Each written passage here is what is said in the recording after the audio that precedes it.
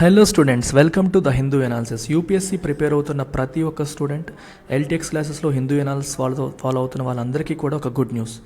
పేదవాళ్ళు own ప్రిపరేషన్తో UPSC prepare అవుతున్న చాలామంది స్టూడెంట్స్ని ఎంకరేజ్ చేయడం కోసమని ఎల్టీఎక్స్ క్లాసెస్ స్కాలర్షిప్ టెస్ట్ పెట్టబోతోంది. ఈ టెస్ట్ మనకి 10th నవంబర్ రోజు అంటే శుక్రవారం నాడు ఉదయం 10 గంటల నుంచి 12 గంటలకి 2 hours రన్ అవుతుంది. దీని సిలబస్ వచ్చేసి UPSC GS prelims full syllabus. So దీంట్లో ఎవరైతే 80+ ఓపెన్ కేటగిరీలో 80+ స్కోర్ చేస్తారో వాళ్ళకి 100% మీకు కంప్లీట్గా ఫ్రీ వస్తుంది. అంటే మీకు UPSC infinity program you will get it for 100% ఫ్రీగా లభిస్తుంది. ఇంకా తక్కువ స్కోర్స్ వస్తే మీకు డిస్కౌంట్స్ కూడా ఉన్నాయి. ఏ డౌట్ ఉన్నా ఈ నెంబర్కి మీరు కాంటాక్ట్ చేయొచ్చు. దీనికి రిజిస్టర్ అవ్వడం ఎలాగంటే ఇప్పుడు మీరు చూస్తున్న హిందూ ఎనాలిసిస్ కామెంట్ సెక్షన్ ఒకసారి అబ్జర్వ్ చేయండి. కామెంట్స్లో రిజిస్ట్రేషన్ ఫామ్ అనేది మనం పిన్ చేసాం. రిజిస్ట్రేషన్ ఫామ్ పిన్డ్ టు కామెంట్స్లో మీకు కనిపిస్తుంది. గూగుల్ ఫామ్ అది పిన్ చేస్తే మీ ఫోన్ నెంబరు, మీ ఈమెయిల్ ఐడి, మీ పేరు, మీ కేటగిరీ డీటెయిల్స్ ఇస్తే దాని ప్రకారం మా వాళ్ళు మీకు సైన్అప్ ఎలా చేసుకోవాలి, ఎలా టెస్ట్ రాయాలి అనేది గైడ్ చేస్తారు. మీకు కాల్ వస్తుంది థర్స్డే లోపు. Before Thursday you will get a call.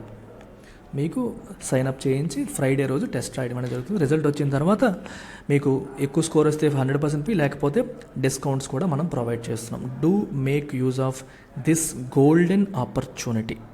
So UPSC ఆస్పిరెంట్స్కి golden opportunity UPSC infinity programme ఇప్పుడు 10,000 రూపాయల డిస్కౌంట్తో మీకు లభిస్తుంది.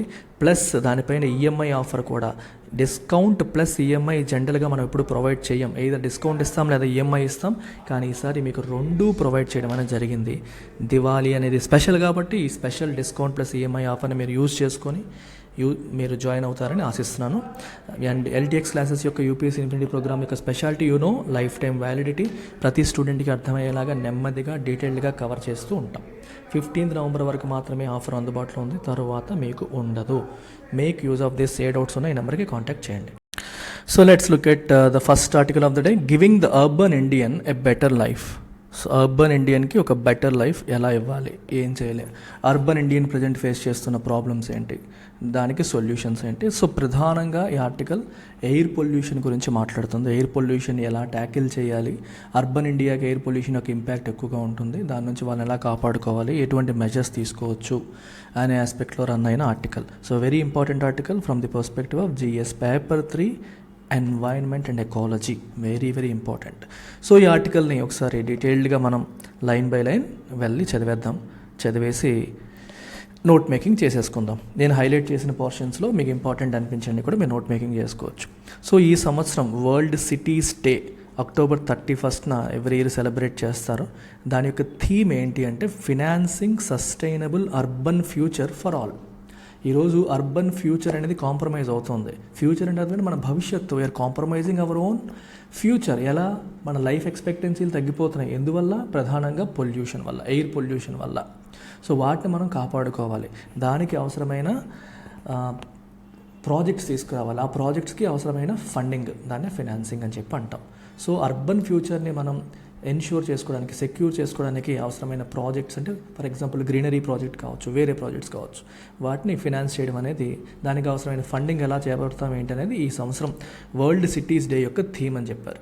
సో అదే రాశారు, finances must be channelled in the right direction such that urban futures which are being cut short. ఈరోజు ఈ కట్ షార్ట్ అవుతున్నాయి. ఎందువల్ల? On account of flawed urbanisation are checked అంటే controlled, and in turn cities made liveable and safe. Cities లివబుల్గా మారాలి, సేఫ్గా మారాలి. ఈ ఫ్లాడ్ అర్బనైజేషన్ అంటే మనకి అర్బన్ ఏరియాస్లో నివసిస్తున్న ప్రజల సంఖ్య పెరిగిపోవడాన్ని మనం అర్బనైజేషన్ అంటాం. So the increase in the proportion of people living in cities and towns అనమాట అర్బనైజేషన్. సో అది ఈ పీపుల్కి తగ్గట్టుగా అక్కడ ఇన్ఫ్రాస్ట్రక్చర్ అనేది లేకపోవడం వల్ల రకరకాల సమస్యలు వస్తున్నాయి. దీనివల్ల వస్తున్న రకరకాల ప్రాబ్లమ్స్ పెరిగిపోతున్నాయి. వాటిని మనం కంట్రోల్ చేసి సిటీస్ నివసించడానికి అనుకూలంగా మారాలి అంటే దానికి అవసరమైన రైట్ డైరెక్షన్లో ప్రాజెక్ట్స్ టేకప్ చేయాలి, ఫండింగ్ అనేది తీసుకురావాలంటున్నారు. సో మీరు ఒకసారి చూడండి, it is atrocious that air pollution is taking away over 10% of our life expectancy. మన లైఫ్ ఎక్స్పెక్టెన్సీలో 10% అంటే 60 ఏళ్ళు ఉంటే 6 ఏళ్ళు ఎగిరిపోతుంది బికాజ్ ఆఫ్ ఎయిర్ పొల్యూషన్. అంటే మన జీవిత కాలంలో కొంతకాలాన్ని మనం కోల్పోతాం, అంటే ఎర్లీగా చనిపోయే పరిస్థితులు వస్తున్నాయి. సో ఈ ఎపిక్ వాళ్ళు రిపోర్ట్ రిలీజ్ చేశారు. Energy policy institute at Chicago వాళ్ళు రిలీజ్ చేసిన రిపోర్ట్ ప్రకారం, ఇది ఇంపార్టెంట్ పాయింట్స్ అమ్మ, ఇవి నోట్ చేసుకోవాలి, మెయిన్స్లో ఉపయోగపడతాయి. Out of the 50 most polluted cities in the world, top 50 polluted సిటీస్లో ప్రపంచంలో 39 ఇండియాలోనే ఉన్నాయి. ఇండియా యొక్క ప్రజల హెల్త్ని పొల్యూషన్ డైరెక్ట్గా ఎఫెక్ట్ చేస్తుంది. ఒక యావరేజ్ ఇండియన్ తన లైఫ్లో 5.3 years of his life expectancy తను కోల్పోతున్నాడు. And that to people in Delhi మీరు తీసుకుంటే, ఢిల్లీలో ఉన్న వాళ్ళైతే దే ఆర్ లూజింగ్ 11.9 years. ఎంతమ్మా? 11.9 years is what they are losing every year because of air pollution. So ఈ డేటా మనకి ఏం హైలైట్ చేస్తుంది? Need for policy shifts to ensure better and livable futures. మరి ఏం చేయాలి? పాలసీలో మార్పులు రావాలి. ప్రజెంట్ మనం ప్రభుత్వాలు ఫాలో అవుతున్న పాలసీల్లో మార్పులు చేర్పులు తీసుకురావాల్సిన అవసరాన్ని ఇది సూచిస్తుంది. ఓకేనా? ఢిల్లీలో ఎయిర్ పొల్యూషన్ ఇంకా సివియర్ ఉంటుంది. సివియర్ ఉండడం వల్ల లంగ్ ఇష్యూస్ రకరకాలు వచ్చి ఎర్లీగా ప్రజలు చనిపోయే పరిస్థితులు మనకి కనిపిస్తున్నాయి. సో ఎయిర్ పొల్యూషన్ వల్ల వచ్చే నష్టాలు ఏంటి?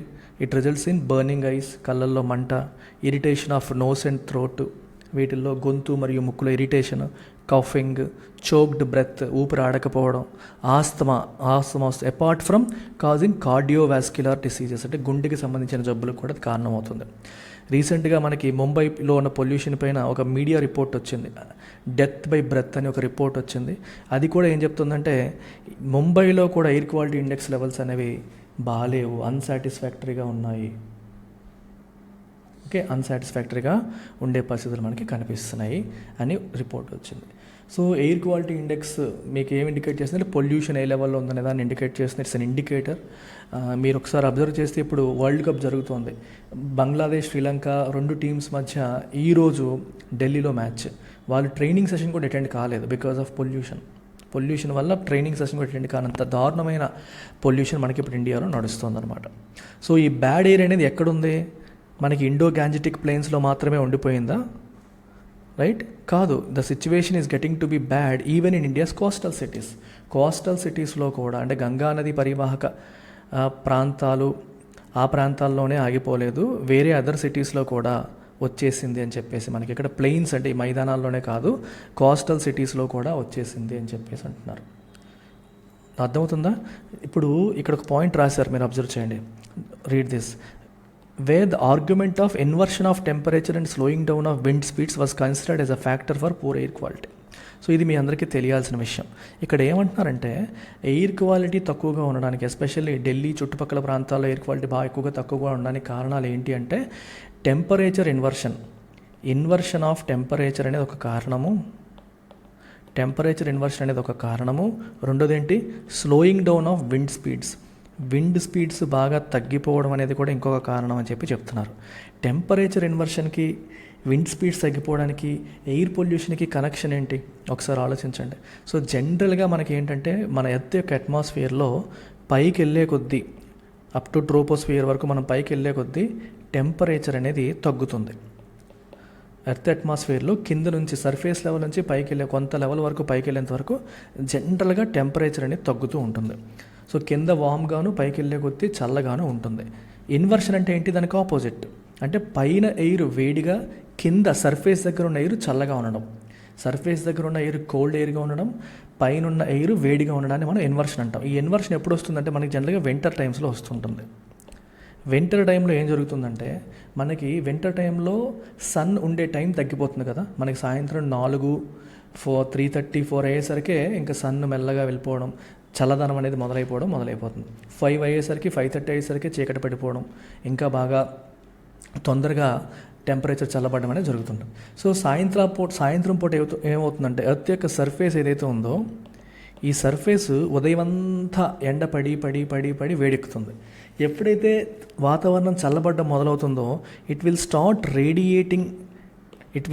Radiating heat to the atmosphere. Surface నుంచి హీట్ అనేది అట్మాస్ఫియర్లోకి రిలీజ్ అవుతూ ఉంటుంది. ఇది ఎప్పుడు సమ్మర్లో జరగదంటే, సమ్మర్లో కూడా జరుగుతుంది, కానీ సమ్మర్లో కనుక మనకి లాంగ్ పీరియడ్ ఆఫ్ డే ఉంటుంది, షార్ట్ పీరియడ్ ఆఫ్ నైట్, అంటే ఎక్కువసేపు వెలుగు ఉంటుంది, అంటే ఎక్కువసేపు ఎండని అబ్జార్బ్ చేసుకునే కార్యక్రమమే ఉంటుంది. సో ఎండని ఈ వేడిని బయటికి, హీట్ని బయటికి రిలీజ్ చేసే టైం తక్కువ. మళ్ళీ మళ్ళీ ఎర్లీ మార్నింగ్కి వేడెక్కిపోతుంది కదా సమ్మర్లో. అదే వింటర్లో ఏమవుతుంది, ఎర్లీగా చల్లబడుతుంది, లేట్గా మార్నింగ్ వేడెక్కుతుంది. అంటే ఎక్కువసేపు చల్లగా ఉంటుంది. ఎక్కువసేపు చల్లగా ఉండడం వల్ల ఏమవుతుందంటే మనకి ఈ తక్కువ టైం వేడెక్కిన వేడంతా కూడా, అంటే మధ్యాహ్నం పీక్ టైంలో ఎండప్పుడు అబ్జార్బ్ చేసుకున్న హీట్ అంతా కూడా సాయంత్రం నుంచే మెల్లగా రిలీజ్ చేయడం మొదలు పెడుతుంది ఎర్త్ సర్ఫేస్. సో రిలీజ్ చేసిన తర్వాత ఈ హీట్ ఏమవుతుందంటే అలా పైకి వెళ్తూ ఉంటుంది.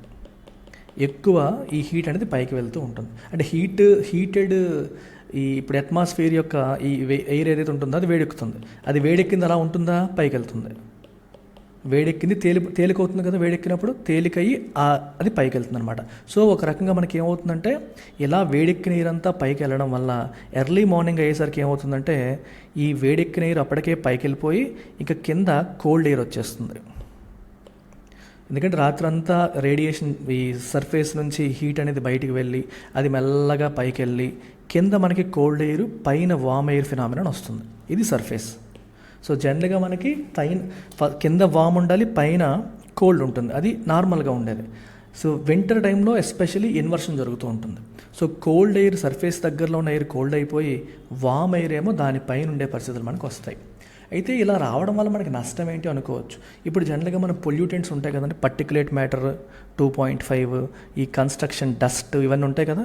ఈ పొల్యూటెంట్స్ అన్నీ కూడా వామ్ ఎయిర్లో ఉంటే వామ్ ఎయిర్ తేలిగ్గా ఉంటుంది, పైకి వెళ్ళిపోతుంది. కోల్డ్ ఎయిర్లో ఉండడం వల్ల కోల్డ్ ఎయిర్కి కొంచెం వెయిట్ ఎక్కువ, సో అది డెన్సిటీ ఎక్కువ ఉంటుంది. సో ఆ కోల్డ్ ఎయిర్ ఏమవుతుందంటే ఆ సర్ఫేస్ దగ్గర అలా ఉండిపోతుంది అన్నమాట. అంటే మన ఎర్త్కి మనం పీల్చుకునే గాలి దగ్గరే ఈ పొల్యూటెంట్స్ అన్నీ స్టక్ అయిపోతాయి. ఎప్పుడైతే పొల్యూటెంట్స్ అన్నీ స్టక్ అయిపోతాయో ఎర్త్ సర్ఫేస్ దగ్గరలో, మనం వాటిని పీల్చుకొని అవి మన లంగ్స్లోకి పొల్యూటెంట్స్ వెళ్ళే పరిస్థితి వస్తుంది. అదే ఎర్త్ అట్మాస్ఫియర్లో పైకి వెళ్ళిపోయి అనుకోండి పొల్యూటెంట్స్, ఇష్యూ లేదు. పొల్యూటెంట్స్ పైకి వెళ్ళిపోతే ప్రాబ్లం లేదు. అన్ఫార్చునేట్లీ పొల్యూటెంట్స్ పైకి వెళ్ళకుండా సర్ఫేస్కి దగ్గరలో ఉండడం వల్ల మనం వాటిని పీల్చుకునే పరిస్థితి మనకి ఈ వింటర్ టైంలో ఎక్కువగా వస్తుంటుంది. అలాగే ఇక్కడ ఇంకో పాయింట్ కూడా రాశారు, slowing down of wind speeds అని రాశారు. విండ్ స్పీడ్ ఎక్కువగా ఉంటేనే మనకి బెటర్. అప్పుడు ఏమవుతుందంటే ఇప్పుడు మన ఏరియాలో ఎంత పొల్యూషన్ జరిగినా గాలులు వస్తున్నాయి అనుకోండి, విండ్తో పాటు పొల్యూటెంట్స్ కూడా వెళ్ళిపోతూ ఉంటాయి. విండ్తో పాటు పొల్యూటెంట్స్ వెళ్ళిపోతాయి. ఎప్పుడైతే పొల్యూటెంట్స్ అనేవి విండ్తో పాటు వెళ్ళట్లేదో, విండ్ స్పీడ్స్ తగ్గిపోతాయో, వింటర్లో ఏమవుతుందంటే మనకి ఇప్పుడు మాన్సూన్ సీజన్ అయిపోయింది. సో ఈ గాలులు ఎక్కువగా వీయడం అనేది తగ్గిపోతుంది. ఎక్కువగా విండ్స్ రావడం, వాటితో పాటు పొల్యూటెంట్స్ రావడం తగ్గిపోయి స్టేషనరీ ఎయిర్ ఎక్కువగా కదలకుండా, ఎక్కువ మూమెంట్ లేకుండా, విండ్స్ లేకుండా ఎక్కడిదక్కడ ఉండిపోవడం వల్ల ఏమవుతుంది, we have to face it. దాన్ని మనం పేల్చాల్సి వస్తుంది.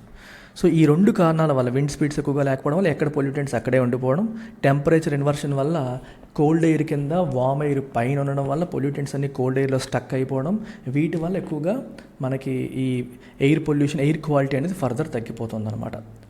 అవి మనకి ఎయిర్ క్వాలిటీ తగ్గిపోవడానికి ఫ్యాక్టర్స్ కింద చూస్తున్నారు. సో ఎక్కడది ఎస్పెషల్లీ ఇండో గ్యాంజెటిక్ ప్లెయిన్స్లో ఇది జరుగుతుందని చెప్పారు. అయితే ఇది అక్కడతో ఆగకుండా కోస్టల్ సిటీస్లో కూడా సిచ్యువేషన్ బ్యాడ్గానే మారిపోతుందని చెప్పారు. ఎయిర్ పొల్యూషన్ అక్కడ మనకి ఇండో గ్యాంజెటిక్ ప్లెయిన్స్లో ఉన్న మైదానాలు ఉన్న ఏరియాలే కాదు, కోస్టల్ ఏరియాస్లో ఉన్న సిటీస్లో కూడా సిచ్యువేషన్ బాగోట్లేదు. అంటే కోస్టల్ ఏరియాస్లో కొంచెం గాలులు ఎక్కువ ఉంటాయి కదా, అక్కడ కూడా బాగుండట్లేదు అని చెప్తున్నారు. ఇంకొక ప్రాబ్లం ఏంటి మనం ఫేస్ చేస్తుందంటే expansion of grey infrastructure. Grey infrastructure అంటే అర్థం ఏంటమ్మా? గ్రే ఇన్ఫ్రాస్ట్రక్చర్ అంటే మీకు మనకి సిటీస్లో ఉండే డ్రైనేజ్ కన్స్ట్రక్షన్ చేస్తారు కదా, ఈ పైప్స్, డ్యామ్స్, ఇట్లాంటి వాటన్నిటిని మనం గ్రే ఇన్ఫ్రాస్ట్రక్చర్ అని అంటాం. We call them grey infrastructure. ఇది ఒకసారి గమనించండి. సో ఏంటి సిటీస్లో ఉన్న సమస్య ఏంటి అంటే మనకి చూడండి, why is the problem so acute in Indian cities? Indian సిటీస్లో ప్రాబ్లం ఎందుకు ఇంత ఎక్కువగా ఉంది? ఇండియాలో overall development strategy of urban development ఎలా ఉంది? Apart from proper execution of enforcement by agencies, it needs a paradigm shift. At this point మన development స్ట్రాటజీయే మారిపోవాలి. పారాడైమ్ అంటే మోడల్. ప్రజెంట్ డెవలప్మెంట్ మోడల్లో మార్పులు తీసుకురావాల్సిన అవసరం ఉంది అని చెప్తున్నారు. మరి ఏం చేయాలి మనం? We have to go for ecological urbanization మనం ఆపలేం. సిటీస్ నుంచి విలేజెస్ నుంచి, రూరల్ నుంచి ఆపర్చునిటీస్ కోసం అర్బన్కి వచ్చే వాళ్ళ సంఖ్య రోజు రోజుకి పెరుగుతూనే ఉంటుంది. We can't stop it. అది జరుగుతూనే ఉంటుంది, దాన్ని మనం ఆపలేం. అయితే మనం చేయాల్సింది ఏంటి? అది ఎకలాజికల్గా ఉండాలంటే అది ఎన్వైర్న్మెంట్కి హాని కలిగించకుండా. అంటే ఎక్కువ మంది వస్తే ఏమవుతుందని మీరు అడగొచ్చు. ఎక్కువ మంది వస్తే వాళ్ళకి తగ్గట్టుగా హౌసింగ్ నీడ్స్ పెరుగుతాయి, రియల్ ఎస్టేట్ డెవలప్మెంట్ జరుగుతుంది, ఇల్లులు కడుతూ ఉంటారు, దీనికోసం చెట్లు పొట్లో కొట్టేస్తూ ఉంటారు, ఈ చెరువులు గట్రా కబ్జాలు చేస్తూ ఉంటారు, పాండ్స్ గట్రా మూసేస్తూ ఉంటారు, పార్కులు గట్రా లేపేస్తూ ఉంటారు, ల్యాండ్ యూజ్ ప్యాటర్న్స్ మారిపోతూ ఉంటాయి, వీళ్ళ కోసం మళ్ళీ డ్రైనేజీలు, వీళ్ళ కోసం మళ్ళీ పీపుల్ పెరిగే కొద్దీ పీపుల్ని అకామిడేట్ చేయడానికి అసలు ఇన్ఫ్రాస్ట్రక్చరల్ నీడ్స్ పెరిగిపోతూ ఉంటాయి. అది ప్రాబ్లం. ఈ ఇన్ఫ్రాస్ట్రక్చర్ నీడ్స్ పెరిగినప్పుడల్లా గ్రీనరీని కొట్టేసుకుంటూ వెళ్ళిపోతే ఎకాలజీ దెబ్బతింటుంది. అందుకే ఎకలాజికల్ అర్బనైజేషన్ అనేది కావాలి.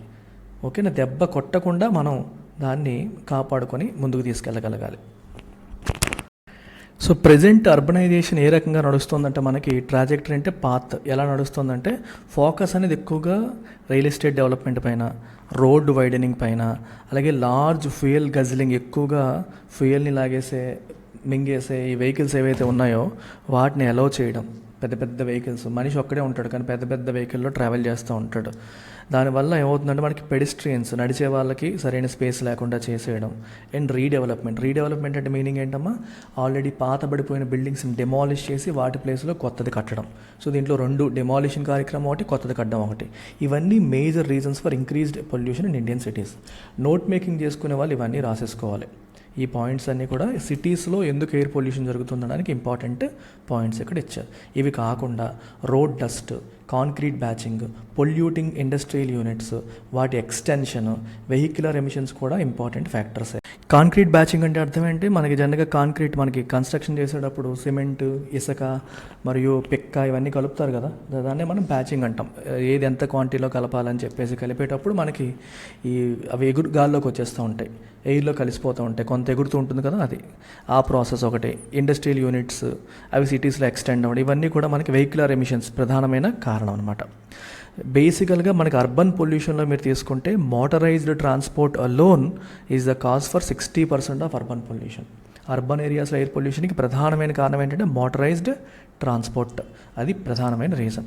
సో సిటీస్లో ఉన్న green lungs of the cities like water bodies తీసుకోండి, అర్బన్ ఫారెస్ట్లు తీసుకోండి, green cover on urban Commons, common అంటే కామన్ ఏరియాస్ అందరికీ చెందినవి అని అర్థం, and urban agriculture have all reported shrinkage. ఇవన్నీ ఏమవుతున్నాయి, రోజు రోజుకి తగ్గిపోతున్నాయి, గ్రీన్ కవర్ తగ్గిపోతుంది.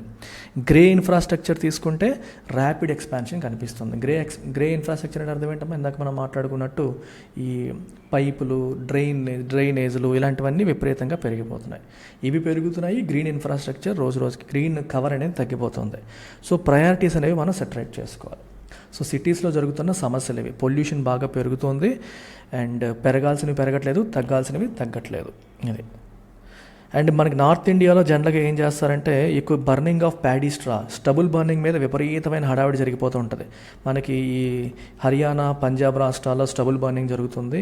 అంటే స్టబుల్ అంటే అర్థం ఏంటమ్మా, ప్యాడీ స్ట్రా అంటే అర్థం ఏంటి, మనకి వరి పంట వేసిన తర్వాత మిగిలిపోయిన రెసిడ్యూని ప్యాడీ స్ట్రా అంటాం. దాన్ని ఒకసారిగా కాల్ చేసి నెక్స్ట్ పంటకి రెడీ చేస్తారు.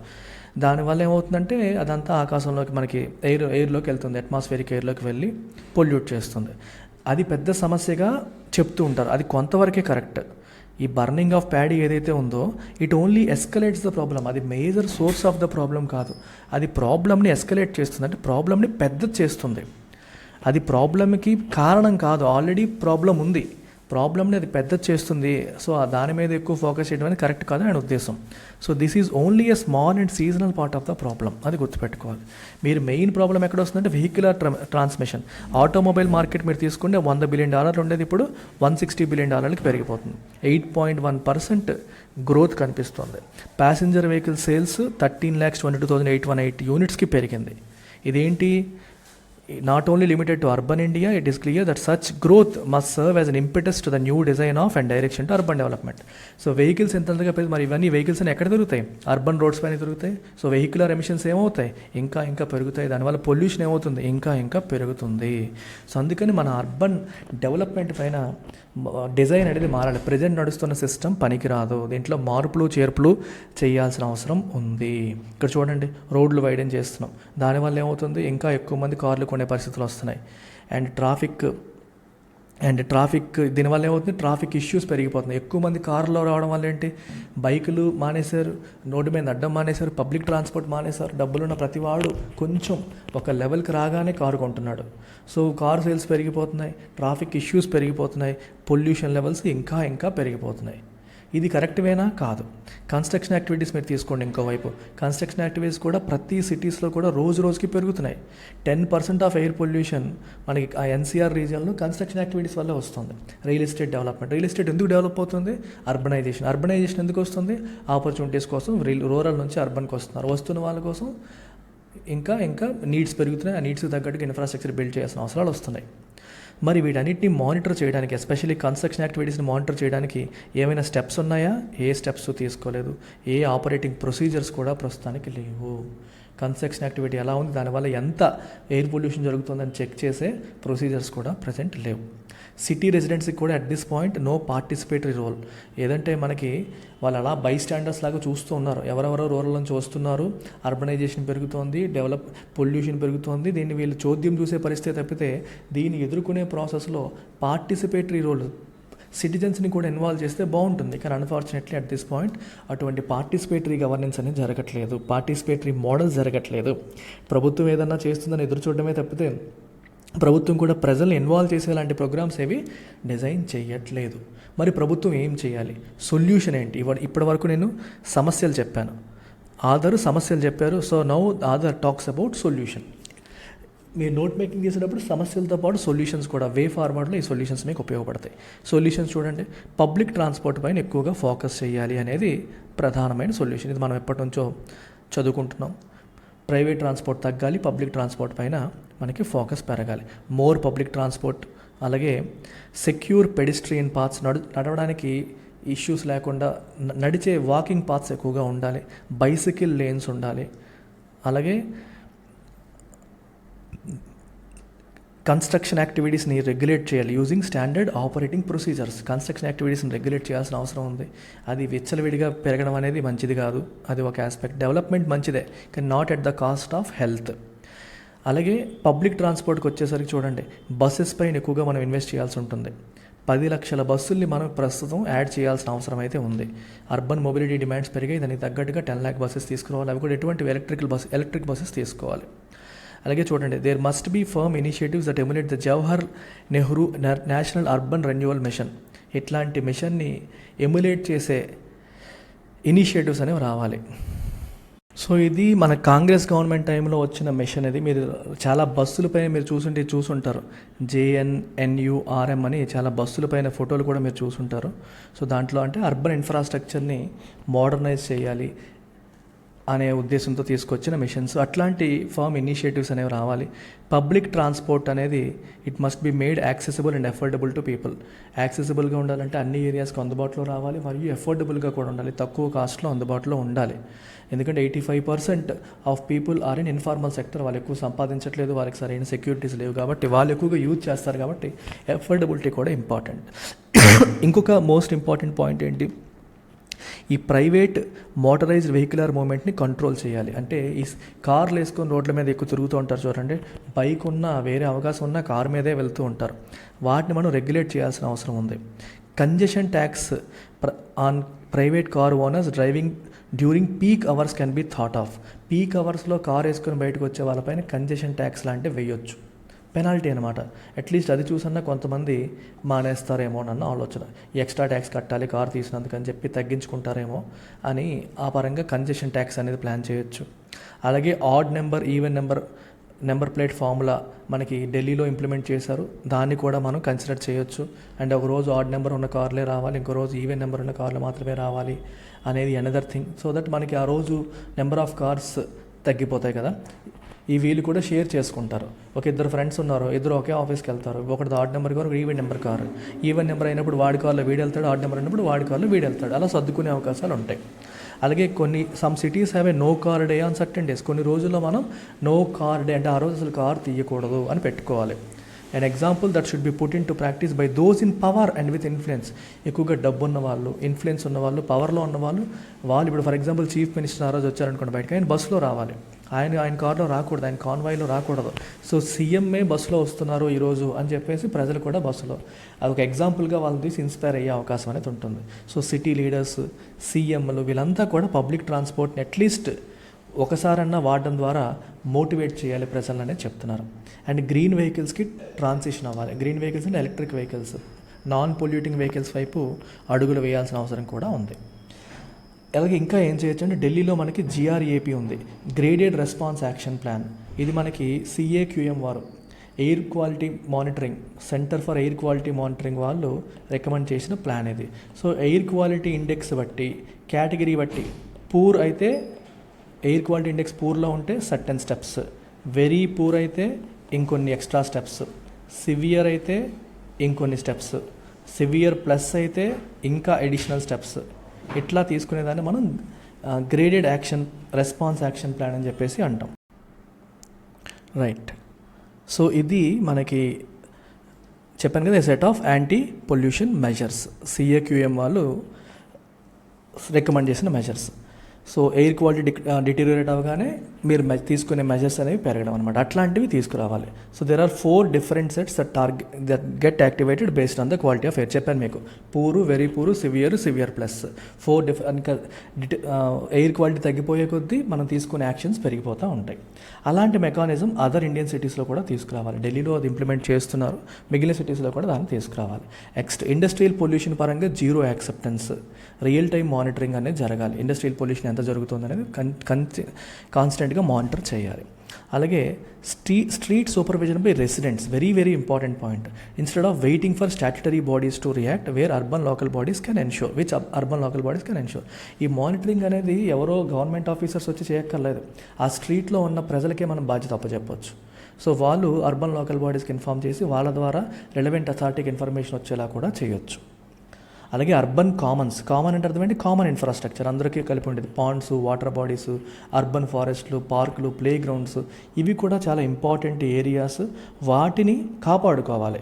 We should not allow them to be taken over by either public or private bodies for private gains. Private వ్యక్తుల బెనిఫిట్స్ కోసం అవి వేరే వాళ్ళ చేతుల్లోకి వెళ్లకుండా మనం కాపాడుకోవాలి అనేది another point. So urban communities వాటిని కాపాడుకోవాలి, నర్చర్ చేయాలి, అవసరమైతే ఎక్స్పాండ్ చేసుకోవాలి. సో ఇవమ్మ పాయింట్స్. సో చాలా ఇంపార్టెంట్ పాయింట్స్ అన్నీ ఇక్కడ మెన్షన్ చేయడం అనేది జరిగింది. అండ్ మోస్ట్ ఇంపార్టెంట్లీ ఫైనల్గా we should also focus on గవర్నెన్స్ని స్ట్రెంథన్ చేసుకోవాలి. ఎట్లా చూడండి, ఫర్ ఎగ్జాంపుల్ చూడండి, స్మాగ్ టవర్స్, వాటరింగ్ రోడ్స్, ఇవన్నీ చేస్తూ ఉంటాం. రోడ్ల పైన వాటర్ చల్లితే తగ్గుతుందని, స్మాగ్ టవర్స్ ఏర్పాటు చేయడం వల్ల ఏమో తగ్గుతుందని అనుకుంటాం. కానీ ఇవి కాదు important. Most important people's empowerment through cities governance architecture is a firm step forward. ప్రజల్ని ఎంపవర్ చేయాలి, ప్రజలు సిస్టంలో పార్టిసిపేట్ చేయాలి. అంటే ఎయిర్ పొల్యూషన్ పైన చేస్తున్న పోరాటంలో ప్రజల్ని కూడా మీరు తీసుకోవాలి, ప్రజల్ని కూడా మెంబర్స్గా తీసుకోవడం అనేది important. So pollution guides and standard operating procedures for various line departments and agencies must not only be made readily available to people but should also become a part of the way of life in the city. ప్రజలందరికీ ఈ పొల్యూషన్కి సంబంధించిన information రెడీగా అవైలబుల్గా ఉండాలి. ఏ టైంలో ఏం చేయాలి, ఏదొస్తే ఎవరికి కంప్లైంట్ చేయాలనే ప్రతి ఇన్ఫర్మేషను వాళ్ళ చేతిలో సిద్ధంగా ఉండాలి. అది వే ఆఫ్ లైఫ్లో భాగం అయిపోవాలి. కోవిడ్-19 టైంలో ఎంతో దారుణమైన రెస్ట్రిక్షన్స్ పెట్టినప్పుడు కూడా ప్రతి ఒక్కరూ ఫాలో అయ్యాడు. అలాగే ఎయిర్ పొల్యూషన్ కూడా అంతే పెద్ద సమస్యని భావించగలిగితే దాన్ని ఎదుర్కోవడంలో ప్రజలు అంతే యాక్టివ్ రోల్ ప్లే చేయగలుగుతారు. సర్టెన్ ఆపరేటింగ్ ప్రొసీజర్స్ మనం స్ట్రిక్ట్గా ఇంప్లిమెంట్ చేయగలుగుతాము. రైట్. సో ప్రజలు వస్తారు, ఖచ్చితంగా వస్తారు. అది వాళ్ళ వే ఆఫ్ లైఫ్లో భాగం అయిపోవాలి. సో దానికి తగ్గట్టుగా ప్రజల్లో అవేర్నెస్ అనేది పెరగాలి. ఇప్పుడు for example odd number even number scheme తీసుకుని, నో కార్డ్ తీసుకుని, ఇవన్నిటికి ఎవరు సపోర్ట్ చేయాలి? ప్రజలు సపోర్ట్ చేసేలాగా, వాళ్ళు పార్టిసిపేట్ చేసేలాగా దీని యొక్క gravity of the situation, seriousness of the సిచ్యువేషన్ని ప్రజలకు తెలియజెప్పే బాధ్యత ప్రభుత్వం తీసుకోవాలి. సో తీసుకోవాల్సిన అవసరం. మెడికల్ ఫ్రెటర్నిటీ కూడా మనకి పబ్లిక్ హెల్త్ అడ్వైజరీ ఇస్తూ, ఇగో ఎంత ఉంది, దీనివల్ల హెల్త్ ఇలా అవుతుంది అని అడ్వైజరీలు రిలీజ్ చేస్తూ వాళ్ళ సహాయం వాళ్ళు కూడా చేస్తున్నారు. ఎయిర్ పొల్యూషన్ వల్ల మన లైఫ్స్ అనేవి షార్టన్ అయ్యే పరిస్థితులు మనం తీసుకురాకూడదు. ఎక్కువగా ఎయిర్ పొల్యూషన్ వల్ల సఫర్ అయ్యేది, ఎయిర్ పొల్యూషన్ చేసేది ఎవరు? డబ్బున్న వాళ్ళు. కారు ఎవరికి ఉంటుంది? కొంచెం ఆదాయం ఉన్నవాడికి. దానివల్ల సఫర్ అయ్యేది ఎవడు? రోడ్డు మీద వెళ్ళేవాడు. వాడెవడు? పేదవాడు. The poor and the marginalized are the least contributors to pollution. వాళ్ళు కాంట్రిబ్యూట్ చెయ్యరు, వాళ్ళ వల్ల పొల్యూషన్ జరగదు. కానీ they are the segment who are most expose to it. వాళ్ళు ఎక్స్పోజ్ అవుతారు. డబ్బున్నవాడు కారులో ఏసీ పెట్టుకొని వెళ్తాడు, బయటికి పొగలుతాడు. డబ్బు లేనివాడు సైకిల్ వేసి లేదా చిన్న మోపెడ్ వేసుకొని ఆ పొగను పీలుస్తూ ఉంటాడు. అండ్ వాళ్ళు they pay A heavy price. They need a better life. So వాళ్ళకి బెటర్ లైఫ్ మనం అందించాల్సిన రెస్పాన్సిబిలిటీ ఉంది. అంటే ఎయిర్ పొల్యూషన్ని తగ్గించి మన లైఫ్ స్పాన్ని పెంచుకోవాల్సిన అవసరం ఎంతైనా ఉంది. సో చాలా పాయింట్స్ వచ్చాయమ్మా. అందుకనే మొత్తం ఆర్టికల్ మనం కవర్ చేసాం, ఏది మిస్ అవ్వలేదు. ఇంపార్టెంట్ పాయింట్స్ అన్నీ కవర్ చేసేసాను. కొంచెం ఏవేవో అనవసరమైనవి రాస్తారు, అవి నేను స్కిప్ చేసాను తప్పితే otherwise rest of the all important points are covered in this article. Optionals prepare అవుతున్న వాళ్ళకి మంచి ఆపర్చునిటీ. ఆప్షనల్స్ పైన కూడా దివాళీ స్పెషల్ ఆఫర్ ఉంది. 6,000 ఆఫ్ మరియు ఈఎంఐ ఆప్షన్ ప్రొవైడ్ చేస్తాం. 8,000 పర్ మంత్ పే చేసి జాయిన్ అయ్యే గోల్డెన్ ఛాన్స్. మరి ఆప్షనల్స్ వేటిపైన ఉన్నాయి ఆఫర్స్ అంటే మనకి పిఎస్ఐఆర్ పైన, పబ్లిక్ అడ్మినిస్ట్రేషన్ పైన, సోషియాలజీ పైన, ఆంథ్రోపాలజీ పైన, తెలుగు లిటరేచర్ పైన, ఈ 5 ఆప్షనల్స్ పైన కూడా మీకు ఆఫర్స్ అనేవి అందుబాటులో ఉన్నాయి. ఉపయోగించుకొని లైఫ్ టైం వ్యాలిడిటీ పొందండి. ఒక ఆప్షనల్ జాయిన్ అయ్యి ఇంకో ఆప్షనల్కి షిఫ్ట్ అవ్వాలన్నా షిఫ్ట్ అయ్యే అవకాశం కూడా ఎల్టీఎక్స్ క్లాసెస్ ప్రొవైడ్ చేస్తుంది. So second article of the day revenue rebound అనే టైటిల్తో మనకు వచ్చిన ఎడిటోరియల్. సో ఎక్కువగా మీకు టఫ్గా ఫీల్ అయ్యే ఆర్టికల్స్ నేను ఎక్కువ కవర్ చేస్తున్నానమ్మా. ఇది మనకి economy related article, GS paper 3 కిందకు వస్తుంది. GST collections, October GST collections గురించి వచ్చిన ఆర్టికల్. రిబౌండ్ అన్నారంటే అర్థం ఏంటి? కలెక్షన్స్ అనేవి బాగా పెరిగాయి. సో ఏం జరిగింది? కొంచెం ఫాస్ట్గా లైన్ బై లైన్ చదివేస్తాను, చూస్తూ వెళ్ళండి. సో జిఎస్టీ రెవెన్యూస్ అనేవి మనకి అక్టోబర్లో 1.72 lakh crores వచ్చాయి. This is second highest monthly Tally. Highest ఏప్రిల్లో 1.8 lakhs ప్లస్ వచ్చింది. తర్వాత ఇప్పుడు మళ్ళీ అక్టోబర్లో 1.72. అది ఒక రకంగా రికార్డ్ అనమాట. సో దీనివల్ల ఇది చాలా లాంగ్ టర్మ్ మరియు షార్ట్ టర్మ్ ట్రెండ్స్ని బ్రేక్ చేస్తూ అని చెప్పారు. ఎందుకు ట్రెండ్స్ని బ్రేక్ చేస్తూ అంటున్నారంటే చూడండి. సో ఈ numbers they reflect 13.4% uptick over last years kitty. Last year అక్టోబర్లో వచ్చేదానికంటే 13.4% పెరిగింది. The highest so far in 2023. అంటే 13.4% గ్రోత్ రావడం అనేది 2023లో హయ్యెస్ట్. ఇది అంటే ఇప్పుడు మనకి గ్రోత్ ఎప్పుడు కూడా లాస్ట్ ఇయర్ నెంబర్స్తో పోలుస్తారు. ఈ సంవత్సరం అక్టోబర్, లాస్ట్ ఇయర్ అక్టోబర్తో ఎంత, ఈ సంవత్సరం సెప్టెంబర్, లాస్ట్ ఇయర్ సెప్టెంబర్తో ఎంత, ఇలా మనం కంపేర్ చేసుకుంటే ఇది హైయెస్ట్. అండ్ ఇది ఇంకా చూస్తే మీకు it reverses persistent డిసిలరేషన్ in revenue growth scene through the second quarter of this financial year. Second quarter అంతా మనకి డిసిలరేషన్ అంటే మంత్ ఆన్ మంత్ గ్రోత్ తగ్గిపోతూ వచ్చింది. మీరు చూడండి, ఏప్రిల్ టు జూన్ పీరియడ్లో 11.5% యావరేజ్ గ్రోత్ ఉంది. అదే మనకి నెక్స్ట్ జూలై నుంచి సెప్టెంబర్ పీరియడ్ తీసుకుంటే 10.6%కి పడిపోయింది. అంటే ఇయర్ ఆన్ ఇయర్ గ్రోత్ అనేది తగ్గిపోతూ వస్తుంది. అలాంటిది ఒక్కసారిగా ట్రెండ్ రివర్స్ అయ్యి అక్టోబర్లో 13.4% అనేది రావడం జరిగింది. 13.4% రావడం అనేది జరిగింది. సో ఇది చాలా మంచి సినారియో, మంచి శుభ పరిణామం అని మనం తీసుకోవచ్చు. So finance ministry shall hope that this growth rate pickup sustains. ఈ గ్రోత్ రేట్ అనేది పికప్ అయింది. ఈ పికప్ అనేది సస్టైన్ అవ్వాలని చెప్పి వాళ్ళు కోరుకుంటారు. So that 2023-4 fiscal math get some buffer from any possible spending or subsidy shocks whether they arise from external risks such as fuel or urea prices or internal ones such as pre-election goodies like extending the free food grains program. So finance ministry ఏం కోరుకుంటుంది? Extra డబ్బులు వస్తే మంచిదేగా. ఎందుకు మంచిది అంటే మనకి election season అది, 2024లో elections రాబోతున్నాయి. సో గవర్నమెంట్ ఏం కోరుకుంటుంది అంటే కొంచెం ఎక్స్ట్రా ఖర్చు, నార్మల్గా మనం ఎక్స్పెక్ట్ చేసిన దానికంటే ఎక్కువ ఖర్చులు అయ్యే అవకాశం ఉంది. ఫర్ ఎగ్జాంపుల్ ఇక్కడ చూడండి, ఎక్స్ట్రా ఎడిషనల్ పాసిబుల్ స్పెండింగ్ చేయొచ్చు. లేదా సబ్సిడీ షాక్స్, జనరల్గా గవర్నమెంట్కి సబ్సిడీలు ఎక్కడవుతాయి? మనకి ఫ్యూయల్ సబ్సిడీ, అలాగే యూరియా ఫెర్టిలైజర్ సబ్సిడీ ఇస్తూ ఉంటుంది. మరి వీటి రేట్లు ఇంటర్నేషనల్గా పెరిగిపోయాయి అనుకోండి, ఎలక్షన్ టైంలో రేట్లు పెంచదు ప్రభుత్వం.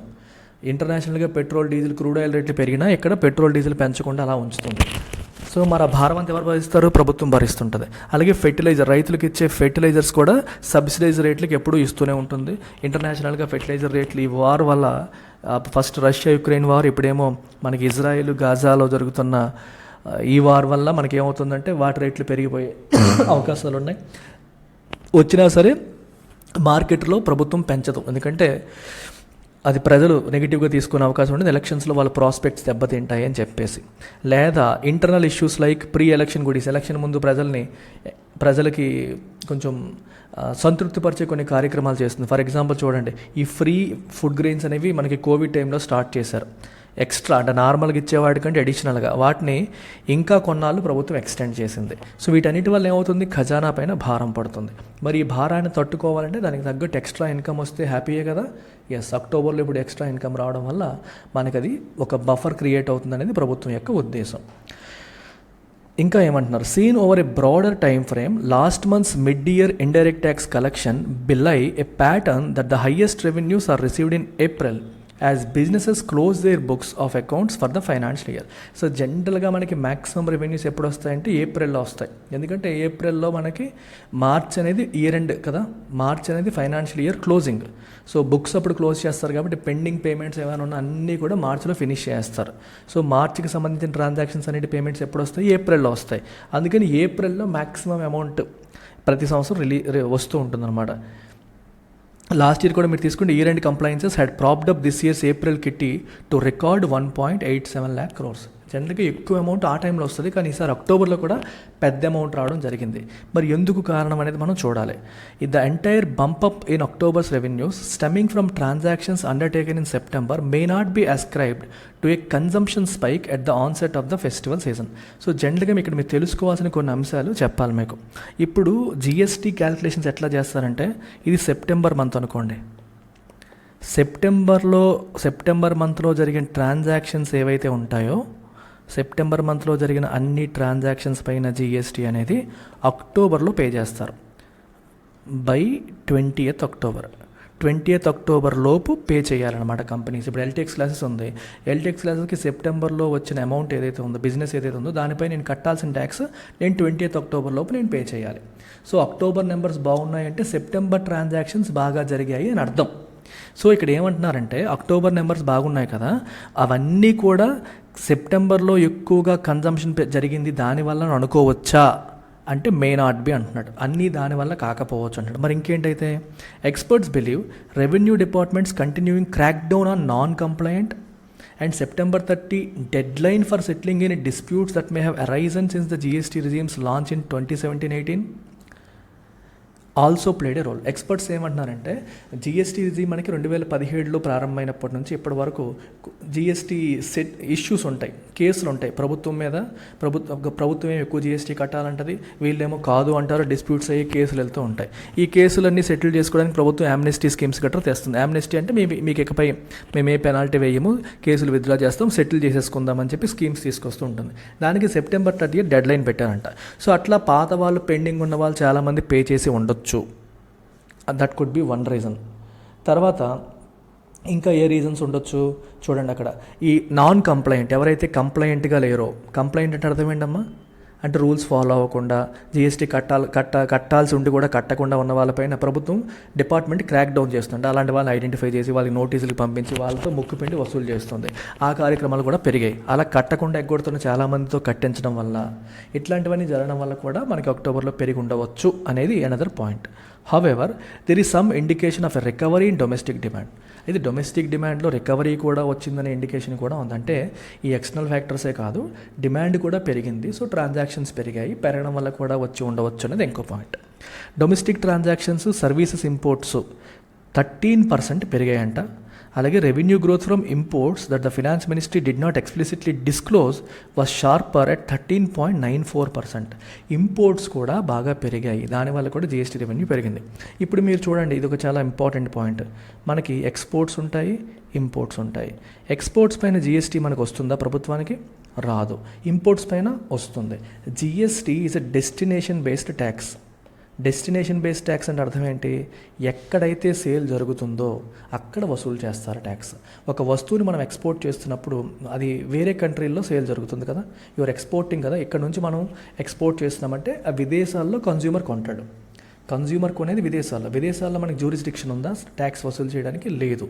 సో ఎక్స్పోర్ట్స్ పైన నో జిఎస్టీ మనం వెయ్యలేమన్నమాట. ఇంపోర్ట్స్ తీసుకుంటే అది వేరే కంట్రీ నుంచి మన దేశానికి వచ్చి ఉండొచ్చు, ఇక్కడ ఇంపోర్ట్ డ్యూటీలు గట్రా కట్టి ఉండొచ్చు. మళ్ళీ ఫైనల్ కన్జ్యూమర్కి అమ్మినప్పుడు జిఎస్టీ యాడ్ అవుతుంది. ఇంపోర్ట్స్ పైన జిఎస్టీ ఉంటుంది, ఎక్స్పోర్ట్స్ పైన జిఎస్టీ ఉండదు. ఇది గుర్తుపెట్టుకోండి, ఓకేనా? ఆ పాయింట్ చెప్తున్నారు. సో ఇంపోర్ట్స్ బాగా పెరిగాయి అనుకోండి, ఇంపోర్ట్స్ నుంచి వచ్చే జిఎస్టీ కలెక్షన్ కూడా మనకి పెరుగుతుంది. సో ఇంపోర్ట్స్ పెరగడం కూడా ఒక కారణం, డిమాండ్ పెరగడం ఒక కారణం, పాత వాళ్ళపైన కట్టకుండా ఎగ్గొడుతున్న వాళ్ళపైన క్రాక్ డౌన్, వాళ్ళపైన ప్రభుత్వం వాళ్ళని దారిలోకి తెచ్చే ప్రయత్నాలు చేయడం ఒక కారణం. 2017 నుంచి ఇప్పటి వరకు కేసులు నడుపుతున్న వాళ్ళు సెటిల్మెంట్ చేసుకుని ఉండొచ్చు, దానికి డెడ్ లైన్ పెట్టారు, అది కూడా ఇంకో కారణం అయి ఉండొచ్చు.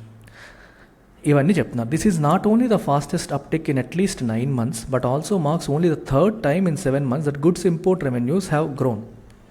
గత 9 నెలల్లో మీరు తీసుకుంటే ఈ గుడ్స్ ఇంపోర్ట్స్ పెరగడం అనేది ఫాస్టెస్ట్, అలాగే ఇవి గ్రో అవ్వడం కూడా ఓన్లీ ద థర్డ్. గత 9 నెలల్లో ఓన్లీ 3 సార్లు మాత్రమే గుడ్స్ ఇంపోర్ట్స్ పెరిగాయి, మిగిలిన టైం అంతా తగ్గాయి అన్నమాట. Some of this must reflect rebound in discretionary demand. ఇది దేనివల్ల అయి ఉండొచ్చు? మరి గుడ్స్ ఇంపోర్ట్స్ ఎందుకు పెరుగుతున్నాయి? డిస్క్రిషనరీ డిమాండ్ పెరిగి ఉండొచ్చు. డిస్క్రిషనరీ డిమాండ్ అంటే అర్థం ఏంటి? ఎసెన్షియల్స్, డిస్క్రిషనరీ ఐటమ్స్ కింద మనం డివైడ్ చేయొచ్చు. ఎసెన్షియల్స్ అంటే అర్థం ఏంటి? సంథింగ్ దట్ వీ నీడ్ అని డైలీ బేసిస్, మన ఫుడ్ కానీ ఫ్రూట్స్ కానీ ఇట్లాంటివన్నీ ఎసెన్షియల్స్. డిస్క్రిషనరీ ఏంటి? టీవీలు, ఫ్రిడ్జ్లు, లేకపోతే మన ల్యాప్టాప్స్, కెమెరాస్, సెల్ ఫోన్లు, ఇలాంటివన్నీ డిస్క్రిషనరీ ఐటమ్స్. అంటే అది మనకు కావాలా వద్దని మనం ఆలోచించుకొని డిసైడ్ చేసి కొంటాం. ఎసెన్షియల్స్కి ఆలోచించాం. సో డిస్క్రిషనరీ డిమాండ్ పెరిగిందంటే ఇలాంటి ఐటమ్స్కి డిమాండ్ పెరిగినట్టుగా కనిపిస్తుంది. Even if this may be largely from premium and high end goods. ఇది లో ఎండ్ గుడ్సే కాదు, హై ఎండ్ గుడ్స్కి అయి ఉండొచ్చు, rather than a broad based bump. Broad based అంటే అన్ని సెగ్మెంట్స్లోనూ పెరగకపోయినప్పటికీ హై ఎండ్లో బాగా పెరిగినట్టుగా కనిపిస్తుంది, దానివల్లే డిమాండ్ పెరిగినట్టు కనిపిస్తుంది అని అంటున్నారు. If this sustains through the festive season, ఇది ఫెస్టివ్ సీజన్ అంతా సస్టైన్ అయితే revenues could hold up even if companies are reporting some weakening of demand growth in October in consumer goods especially in rural areas. ఈ imports అనేవి పెరిగాయి అనుకోండి, ఇలాగే ఉంటే మనకి రెవెన్యూస్ పెరుగుతాయి. అంటే డొమెస్టిక్ లెవెల్లో పెద్దగా డిమాండ్ పెరగపోయినప్పటికీ ఇంపోర్ట్స్ పెరిగితే దానివల్ల కూడా జిఎస్టీ రెవెన్యూస్ పెరిగే అవకాశం అనేది ఉంటుంది. A new Amnesty scheme to settle a limited set of GST demand. చెప్పాను కొన్ని ఇష్యూస్ ఏమైనా ఉంటే వాటిని సెటిల్ చేసుకోవడానికి ఇంకొక కొత్త ఆమ్నెస్టీ స్కీమ్ లాస్ట్ వీకే రిలీజ్ చేశారంట, ఇన్ టైంలో అపీల్ చేయలేని వాళ్ళ కోసం. దానివల్ల కూడా మనకి జిఎస్టీ రెవెన్యూస్ అనేవి పెరగవచ్చు.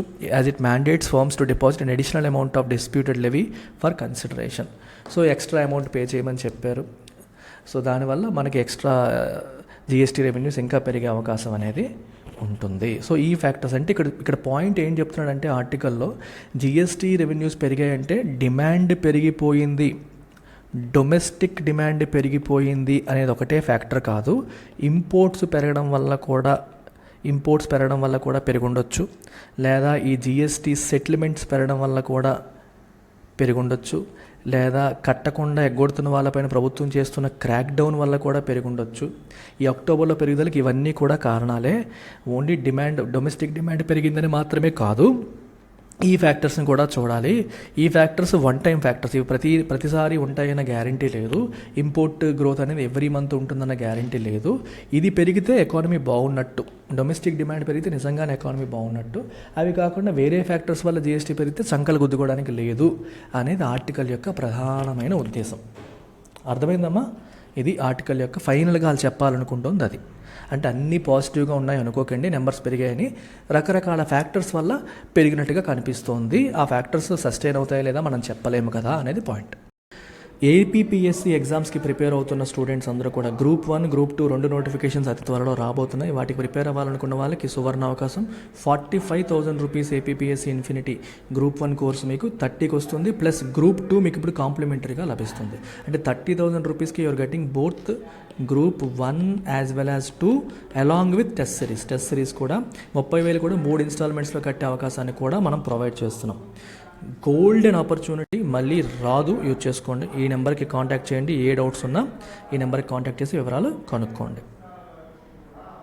సో నెక్స్ట్ ఆర్టికల్ చూద్దాం. Ahead of FATF review, financial action task force review, centre takes measures to implement suggestions. So ఇది మీకు జనరల్ స్టడీస్ పేపర్ 2 కిందకు వస్తుంది. India and different international groupings మనకి IR కిందకి తీసుకోవచ్చు, అండ్ ఎకానమీ కింద GS3 కింద కూడా మనం చూడొచ్చు. సో 2 రకాలుగా కూడా ఆర్టికల్ ఇంపార్టెంటే. సో కొంత బ్యాక్గ్రౌండ్ అనేది మీకు తెలియాలి. అసలు FATF కథ ఏంటి, ఎప్పుడు వచ్చింది, ఏంటి అనేది మనం తెలుసుకొని ఆ తరువాత స్టోరీలోకి మనం వెళ్దాము. FATF ఆబ్జెక్టివ్ ఏంటి, దాని పర్పస్ ఏంటి, ఎందుకు వచ్చింది, ఏంటి అనేది చూద్దాం. సో FATF లేదా ఫినాన్షియల్ యాక్షన్ టాస్క్ ఫోర్స్ ఏదైతే ఉందో ఇది మనకి you can call it is a global money laundering and terror financing watch dog. Global money laundering and terror financing watch dog అంటే సంథింగ్ దట్ మానిటర్స్, వీటిని monitor చేస్తూ వాటి activities తగ్గేలాగా చూసే ప్రయత్నం చేసేది. ఇది ఎప్పుడు ఎస్టాబ్లిష్ చేయబడిందంటే మనకి 1989లో ఎస్టాబ్లిష్ చేయబడింది. And out of G7 meeting of developed nations in ప్యారిస్లో జరిగిన G7 కంట్రీస్ మీటింగ్ నుంచి ఈ పర్టికులర్ FATF అనేది పుట్టుకొచ్చింది. దీని ఆబ్జెక్టివ్ ఇనీషియల్గా దీని ఆబ్జెక్టివ్ ఏంటి అంటే టు కాంబాట్ మనీ లాండరింగ్ని ఫైట్ చేయడం అనేది ప్రధానమైన ఆబ్జెక్టివ్గా తీసుకొచ్చారు. కానీ 2001లో ఏమైందంటే మనకి అమెరికాలో 9/11 అటాక్స్, సెప్టెంబర్ 11న అటాక్స్ జరిగిన తర్వాత ఏమైందంటే మనీ లాండరింగ్కి టెర్రర్ ఫినాన్సింగ్ని కూడా యాడ్ చేశారు. మనీ లాండరింగ్ ఒకటే కాదు, టెర్రర్ ఫినాన్సింగ్ కూడా వాళ్ళ లిస్ట్లోకి చేరిందనమాట. సో ఈ 2 పాయింట్స్ మనకి చాలా చాలా ఇంపార్టెంట్.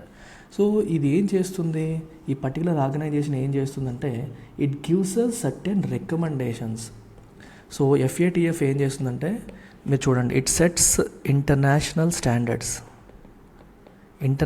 స్టాండర్డ్స్ని సెట్ చేస్తుంది, ఓకేనా. And it also promotes implementation of legal, regulatory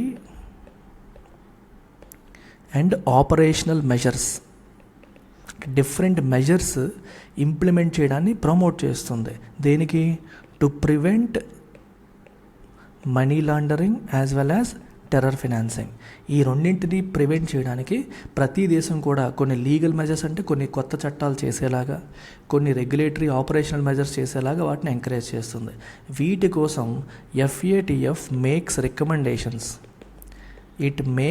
certain recommendations.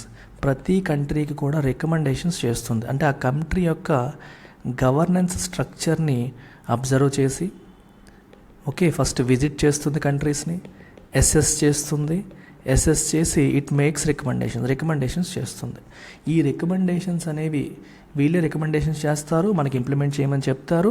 They also evaluate or assess, అంటే మనీ లాండరింగ్ ఎదుర్కోవడానికి సరిపడా చట్టాలు దేశంలో ఉన్నాయా లేవా, ఇంకే మార్పులు చేయాలి, అలాగే టెర్రర్ ఫినాన్సింగ్ని ఎదుర్కోవడానికి సరిపడా గవర్నెన్స్ స్ట్రక్చర్ ఆ దేశంలో ఉందా లేదా, ఇంకేమైనా మార్పులు చేయాలా, వాటన్నిటిని స్టడీ చేసి రికమెండేషన్స్ చేసి వాటిని సరిగ్గా ఇంప్లిమెంట్ చేశారా లేదో చెక్ చేస్తుంది.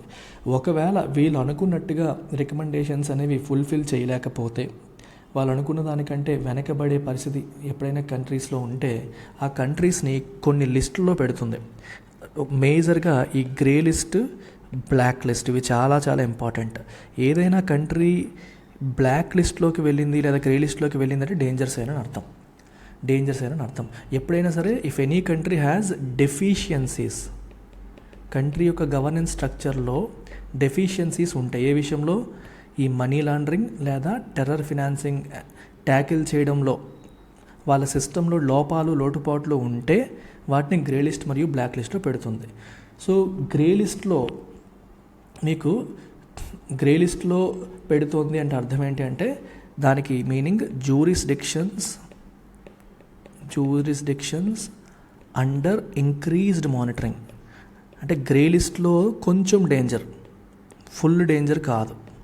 అంటే వీళ్ళ రికమెండేషన్స్లో కొన్ని ఇంప్లిమెంట్ చేయట్లేదు, కొన్ని లోటుపాట్లు ఉన్నాయి.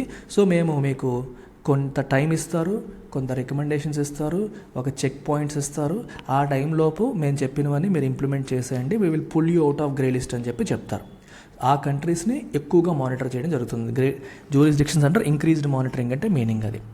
బ్లాక్ లిస్ట్ కథ ఏంటంటే ఇవి హై రిస్క్ జ్యూరిస్డిక్షన్స్, అంటే ఇక్కడ ఇంకా చాలా పెండింగ్ ఉన్నాయి, వీళ్ళు ఏమీ చేయట్లేదు. ఇవి చాలా హై రిస్క్లో ఉన్న జ్యూరిస్డిక్షన్స్ అని మనం చెప్పొచ్చు. ఎక్కువగా మనకి ఈ నార్త్ కొరియా, ఇరాన్, ఈ కంట్రీస్ అన్నీ కూడా ఈ హై రిస్క్ జ్యూరిస్డిక్షన్లో లేదా FATF బ్లాక్ లిస్ట్లో ఉంటాయి. నార్త్ కొరియా, ఇరాన్ ఇలాంటి కంట్రీస్ మనకి బ్లాక్ లిస్ట్లో ఉండడం అనేది జరుగుతుంది. పాకిస్తాన్ గత కొన్నాళ్ళుగా గ్రే లిస్ట్లో ఉండింది, తర్వాత రీసెంట్గా రిమూవ్ చేసినట్టుగా మనకి తెలుస్తుంది. సో ఇది కథ. అయితే ఇండియా కూడా గ్రే లిస్ట్లో బ్లాక్ లిస్ట్ ఉంది. ఇండియా ఏ లిస్ట్లోనూ లేదు. కాకపోతే ఇండియాకి కూడా అది వాళ్ళకి ఎప్పుడు కూడా దేశాలు విజిట్ చేసి అసెస్ చేయడం అనేది మ్యాండేటరీ ప్రాసెస్. అది చూడండి, ahead of India's mutual evaluations by Financial Action Task Force, Union Government has taken several measures to implement the intergovernmental bodies recommendations made following the 2010 review. 2010లో రివ్యూ చేశాక వాళ్ళు చాలా recommendations ఇచ్చారు. ఆ రికమెండేషన్స్ అన్నీ కూడా యూనియన్ గవర్నమెంట్ ఇంప్లిమెంట్ చేసే steps అనేది తీసుకుంది. ఏంటవి? Which includes notification of practicing chartered accountants. మన దేశంలో ఎవరెవరు చార్టర్డ్ అకౌంటెంట్స్ ఉన్నారు వాళ్ళ డీటెయిల్స్ అని నోటిఫై చేయాలి. Company secretaries details and cost and management accountants as reporting entities. ఈ 3 కేటగిరీస్ని రిపోర్టింగ్ ఎంటిటీస్గా నోటిఫై చేయడం చాలా ఇంపార్టెంట్ పాయింట్. చూడండి, chartered accountants, company secretaries, cost and management అకౌంటెంట్స్ని ఏమని చెప్పాలి? రిపోర్టింగ్ ఎంటిటీస్గా నోటిఫై చేయాలి. రిపోర్టింగ్ ఎంటిటీస్గా నోటిఫై చేయడం వల్ల ఏమవుతుంది మీరు ఒకసారి గమనించండి. ఇక్కడ చూడండి, ఈ పాయింట్ గమనించండి. A reporting entity under PMLA, Prevention of Money Laundering Act, a reporting entity has to maintain a record of all transactions for 5 years and documents evidencing the identity of its clients and beneficial owners, account files and business correspondence with them, and furnish information as and when sought by the designated authority. అంటే ఈ reporting entities అన్నీ కూడా ఏం చేయాలి? కనీసం 5 ఇయర్స్కి వాళ్ళ client details maintain చేయాలి. ఏంటి క్లయింట్ డీటెయిల్స్? వాళ్ళ బ్యాంక్ అకౌంట్ డీటెయిల్స్, వాళ్ళు ఏ ట్రాన్సాక్షన్స్ చేస్తున్నారు, ఏమేమి చేస్తున్నారు, వాళ్ళ అకౌంట్ ఫైల్స్ అన్నీ కూడా మెయింటైన్ చేయాలి. మామూలుగా రిపోర్టింగ్ ఎంటిటీస్ అనగానే మనకి ఏమొస్తాయంటే స్టాండర్డ్గా వచ్చేవి, ఇక్కడ చూడండి, ఇక్కడ నేను చూపిస్తున్నాను. స్టాండర్డ్గా వచ్చేవి banking institutions, banking company, financial institution, intermediary or a person carrying అనే డెసిగ్నేటెడ్ బిజినెస్ ఆర్ ప్రొఫెషన్ ఉంటాయి. వీటిల్లో ఇప్పుడు ఏం యాడ్ చేశారు? చార్టర్డ్ అకౌంటెంట్స్ని, అలాగే కంపెనీ సెక్రటరీస్ని, కాస్ట్ అండ్ మేనేజ్మెంట్ అకౌంటెంట్స్ని కూడా యాడ్ చేశారు. అంటే కంపెనీసే కాదు, ఈ ఇండివిజువల్స్ కూడా వాళ్ళని కూడా రిపోర్టింగ్ ఎంటిటీగానే ఐడెంటిఫై చేయాలి. ఈ రిపోర్టింగ్ ఎంటిటీస్ అందరూ ఏం చేయాలి? వాళ్ళు ఈ డాక్యుమెంట్స్ అన్నీ కూడా, డేటా అంతా కూడా వాళ్ళు మెయింటైన్ చేయాలి. వీళ్ళకి చాలా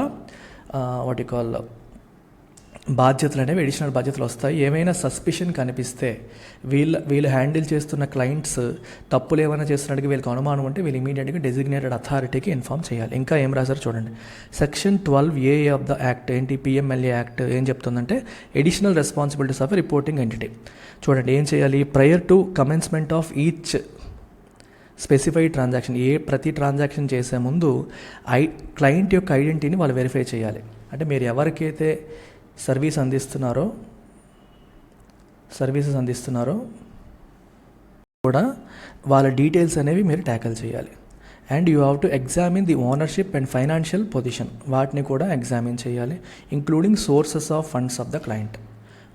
వాళ్ళ క్లయింట్ యొక్క ఫండ్స్కి సోర్సెస్ ఏంటి, వాళ్ళ ఫైనాన్షియల్ పొజిషన్ ఏంటి, ఇవన్నీ కూడా చూడాలి. And record the purpose behind the specified transaction, A purpose కోసం చేశారు. Intended nature of relationship between transacting parties మధ్య రిలేషన్ ఏంటి, నేచర్ ఏంటి, ఇవన్నీ కూడా ఆల్ దీస్ డీటెయిల్స్ వాళ్ళు మెయింటైన్ చేయాలి, అబ్జర్వ్ చేయాలి. ఓకేనా? అండ్ ఒకవేళ క్లయింట్ ఈ కండిషన్స్ని ఫుల్ఫిల్ చేయకపోతే వాళ్ళు ఏం చేయాలి? They must disallow the specific transaction, allow చేయకూడదు. అండ్ ట్రాన్సాక్షన్ సస్పీషియస్గా ఉన్నా, లేకపోతే క్రైమ్ ప్రొసీడ్స్ ద్వారా వచ్చిన డబ్బులని వాళ్ళకి అనుమానంగా ఉన్నా, ఫ్యూచర్ మానిటరింగ్ని వాళ్ళు పెంచాలి. ఇంకా అవసరమైతే ఫైనల్గా వాళ్ళు డెసిగ్నేటెడ్ అథారిటీకి ఇన్ఫామ్ చేయాల్సి ఉంటుంది. ప్రభుత్వానికి, గవర్నమెంట్ అథారిటీస్కి ఇన్ఫామ్ చేయాలి. సో ఇదన్నమాట కదా. అంటే ఇక్కడ మీకు PMLA గురించి కొంత కవర్ అయింది. ఎడిషనల్గా FATF రికమెండేషన్స్ని బేస్ చేసుకొని ఇవన్నీ వచ్చాయని మేము గుర్తుపెట్టుకోవాలి. FATF అనగానే మనకు గుర్తు రావాల్సింది ఎస్టాబ్లిష్ చేసిన సంవత్సరం, ఏ ఆబ్జెక్టివ్స్ ఏంటి, టెర్రర్ ఫినాన్సింగ్ మరియు ఇంకోటి ఏం చెప్పాను, మనీ లాండరింగ్, ఈ రెండింటిని ట్యాకిల్ చేస్తుంది. Grey list, black list. Grey list అంటే అండర్ ఇంక్రీజ్డ్ మానిటరింగ్ అని, బ్లాక్ లిస్ట్ అంటే హై రిస్క్ జ్యూరిస్డిక్షన్ అని మనం అర్థం చేసుకోవాలి. అయితే గ్రే లిస్ట్లోను, బ్లాక్ లిస్ట్లోనూ పెడితే ఏమవుతుంది, దానివల్ల ఏంటి నష్టం ఏమన్నా ఉందా, వాట్ ఆర్ ద కాన్సిక్వెన్సెస్ అని కూడా మనకు అడగొచ్చు. కాన్సిక్వెన్సెస్ ఏంటి, ఏదన్నా కంపెనీని ఏదైనా కంట్రీని గ్రే లిస్ట్లో కానీ బ్లాక్ లిస్ట్లో కానీ పెడితే వాట్ ఆర్ ద కాన్సిక్వెన్సెస్ అంటే అర్థం ఏంటి, ఆ కంట్రీ మనీ లాండరింగ్ని అరికట్టడానికి సరిపడా చర్యలు తీసుకోవట్లేదు, టెర్రర్ ఫినాన్సింగ్ని అరికట్టడానికి సరిపడా చర్యలు తీసుకోవట్లేదు అనే ఇమేజ్ ప్రపంచవ్యాప్తంగా వెళ్ళిపోతుంది, నెగిటివ్ ఇమేజ్ అనేది వస్తుంది. సో కాబట్టి ఏమవుతుందంటే మనకి FATFతో ఎఫిలియేట్ అయిన సంస్థలు, దీంతో ఎఫిలియేట్ అయిన సంస్థలు ఏంటి, IMF, world bank, Asian development bank, ఇట్లాంటివన్నీ దీంతో ఎఫిలియేట్ అయిన సంస్థలు. ఈ సంస్థల నుంచి లోన్స్ రావడం కష్టం అవుతుంది, లోన్స్ అనేది డిఫికల్ట్ అయిపోతుంది, ఎందుకంటే వీళ్ళు FATF రెగ్యులేషన్స్ ఫాలో అవ్వట్లేదు అని చెప్పేసి. అలాగే మీకు శాంక్షన్స్ కూడా, ఎకనామిక్ శాంక్షన్స్ కూడా రావు. శాంక్షన్స్ అంటే ఆంక్షలు, మీకు ఆంక్షలు విధించే అవకాశం ఉండొచ్చు, మీతో ట్రేడ్ చేసుకోవడం తగ్గించుకోవచ్చు, ఇంటర్నేషనల్గా కంట్రీస్ మిమ్మల్ని బాయ్కాట్ చేసే అవకాశం ఉంటుంది. అంటే వీళ్ళు సరైన రూల్స్ రెగ్యులేషన్స్ ఫాలో అవ్వట్లేదు, తప్పుడు కార్యక్రమాలకు వీళ్ళు ఎంకరేజ్ చేస్తున్నారనే నెగిటివ్ ఇమేజ్ అనేది మనకి వెళ్తుంది. ఓకేనా. సో పాకిస్తాన్ని చాలా కాలం పాటు గ్రే లిస్ట్లో ఉంచారు. సో గ్రే లిస్ట్ నుంచి పాకిస్తాన్ తర్వాత రిమూవ్ చేయడం కూడా జరిగింది. చాలా కాలం పాటు గ్రే లిస్ట్లో ఉన్న తర్వాత వాళ్ళు రికమెండేషన్స్ అన్ని ఫుల్ఫిల్ చేశారు అని చెప్పిన తర్వాత పర్టికులర్ పాకిస్తాన్ని 2018 నుంచి గ్రే లిస్ట్లోనే కంటిన్యూ అయింది. 2022లో దాన్ని రిమూవ్ చేయడం అనేది జరిగిందనమాట. ఇది మీరు అర్థం చేసుకోవాల్సిన aspects as far as FATF is concern. So look at this article అమ్మ, ఇది నిన్నటి పేపర్లో వచ్చింది. Enemy property Butler palace to turn in to a tourist haven. So tourist హెవెన్గా ఇది మారబోతుంది అని చెప్పన్నారు. అయితే ఇక్కడ కీవర్డ్ ఏంటి, ఎనిమీ ప్రాపర్టీ. అసలు ఎనిమీ ప్రాపర్టీ కదేంటి, ఇది ఎక్కడ మనకి UPSC సిలబస్ ప్రకారం ఎక్కడ ఇంపార్టెంట్ అంటే జనరల్ స్టడీస్ పేపర్ 2 కిందకి ఇది వస్తుంది. సో ఎనిమీ ప్రాపర్టీకి సంబంధించిన బ్యాక్గ్రౌండ్ మీకు ఇప్పుడు ఇవ్వబోతున్నాం. So what is an enemy property, అసలు ఎనిమీ ప్రాపర్టీ అంటే ఏంటి? So enemy properties are those that are left behind by people, okay, who took citizenship of Pakistan and China. China మరియు Pakistan citizenship తీసుకున్న వాళ్ళు ఆఫ్టర్ లీవింగ్ ఇండియా, అంటే ఒకప్పుడు ఇండియాలో ఉండేవారు కానీ పాకిస్తాన్కి లేదా చైనాకి మైగ్రేట్ అయిపోయి వాళ్ళ ప్రాపర్టీస్ ఇక్కడ ఉండిపోయాయి అని అర్థం. ఎప్పుడు, ఏ టైంలో ఇవన్నీ కూడా, డ్యూరింగ్ పార్టీషన్ టైంలో చాలామంది ఇండియా నుంచి పాకిస్తాన్కి వెళ్ళి అక్కడ సెటిల్ అయిపోయారు. అండ్ 1962 వార్ తర్వాత కూడా చాలామంది ఇటు నుంచి అటు వెళ్ళి అక్కడ సెటిల్ అయిన వాళ్ళు ఉన్నారనమాట. వాళ్ళ ప్రాపర్టీస్, ఇండియాలో ఉండిపోయిన ప్రాపర్టీస్ మనం ఏమంటాం, ఎనిమీ ప్రాపర్టీస్ అని చెప్పి అంటాం. సో ఈ ఎనిమీ ప్రాపర్టీస్ ఏవైతే ఉన్నాయో ఇవి ఎవరి కంట్రోల్లోకి వెళ్తాయి? మరి వాళ్ళు వెళ్ళిపోయారు ఎక్కడి నుంచి? They are vested with CEPI. CEP అంటే custodian of enemy properties for India. Custodian of enemy properties for India. Custodian of enemy properties for India కిందకి వెళ్ళిపోతాయి అన్నమాట. సో ఇది ఎప్పుడు క్రియేట్ అయిందంటే ఇది మనకి 1968లో we have come out with enemy property act. Enemy property act తీసుకొచ్చాము. దాని ప్రకారం ఈ ఎనిమీ ప్రాపర్టీస్ అన్నీ దీని కంట్రోల్లోకి, CEPI కంట్రోల్లోకి వెళ్ళిపోతాయి, వాళ్ళ కంట్రోల్లో ఉంటాయి. సో ఈ పర్టికులర్ యాక్ట్కి 2017లో ఒక అమెండ్మెంట్ కూడా జరిగింది, ఒక సవరణ చేశారు ఈ పర్టికులర్ యాక్ట్కి. ఏంటా సవరణ అంటే, ఇట్ స్టేట్స్ దట్ సక్సెసర్స్, చూడండి, ఈ పర్టికులర్ ప్రాపర్టీస్ యొక్క సక్సెసర్స్ అంటే వాళ్ళ తర్వాత తరం వాళ్ళు ఎవరైతే ఉంటారో వాళ్ళు మనం ఏమంటాం, సక్సెసర్స్ అంటాం. సక్సెసర్స్ ఆఫ్ దీస్ ప్రాపర్టీస్, ఈ ఎనిమీ ప్రాపర్టీస్ యొక్క సక్సెసర్స్ ఎవరైతే ఉన్నారో they have no claim, they ceased to have a claim over these properties అని చెప్పి ఒక అమెండ్మెంట్ తీసుకొచ్చారు.